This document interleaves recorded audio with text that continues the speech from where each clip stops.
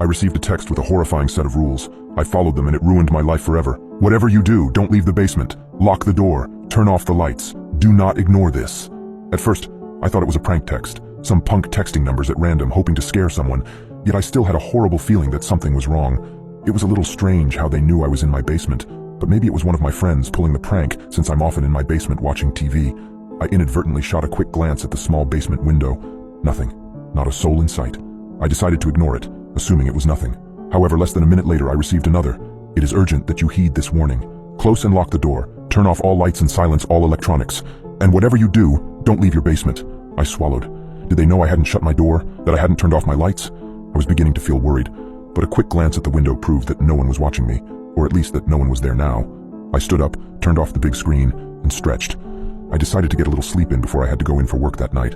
As I walked up the stairs, however, the texts started. My phone began vibrating non-stop, receiving text after text after text. As I reached the top step, I pulled out my phone to see who they were from. The texts had all come from that same unknown number, saying things like, "Do not leave your basement. It is imperative that you stop moving right now and turn off all lights." How the hell did they know I was moving?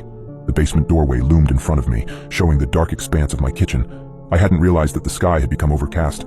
I cautiously took a step into the kitchen. My phone buzzed again, but I ignored it. Whoever was texting had to be playing some sort of prank, though I wasn't finding it very funny.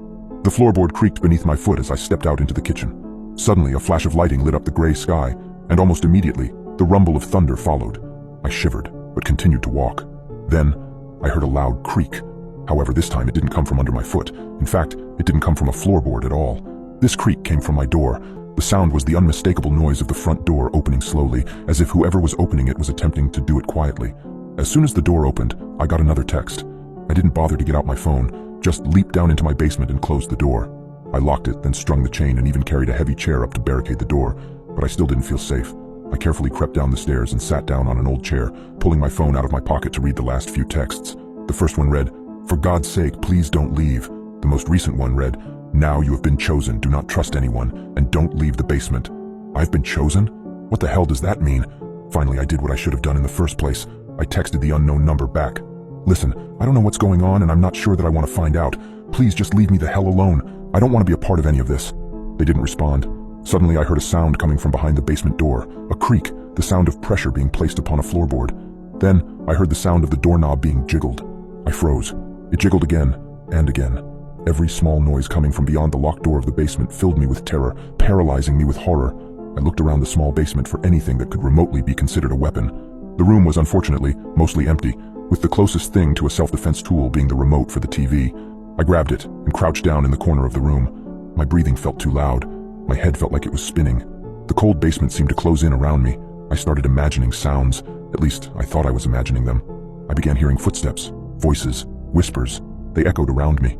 I heard yells coming from outside my house, then screams, then silence. After what felt like an hour, the sound stopped. I breathed a sigh of relief. Maybe it was all in my head after all, until I heard a knock on the basement window. As previously mentioned, the basement window is small. In fact, I could barely see out of it. However, I was able to catch a glimpse of something outside darting past it. I mustered up every last drop of courage in me and weakly yelled, "Who's there?" A few moments of silence followed. Then a voice replied, "Oh, just a traveler seeking shelter from the storm." The voice sounded male and somewhat strained, like he was speaking through gritted teeth. Who the hell would be out here in the middle of the rain? I live in a rural area in the middle of nowhere. I don't have any neighbors, and the nearest grocery store is half an hour's drive away. Something was wrong. "I'm sorry, but I can't let you in." "Why not?" the voice replied, this time a hint of anger in it. I didn't reply. The texts and the sounds in my house seemed a little too real to be a part of some elaborate prank. Instead, I shifted a little to my right, just out of view from the window for anyone looking inside the house from the yard. Thank God I did that, because a few seconds after I did, something leaned over and peered into the dark basement. It's impossible to describe the thing in the window, simply because I could hardly see it. The dust and dirt combined with the size of the window made it difficult to make out what was staring at me. All that I could see were two solid red eyes looking around inside my basement. Two small black pupils glanced around, attempting to find me. I placed my head between my knees and tried to steady my breathing. It's been 48 hours since then.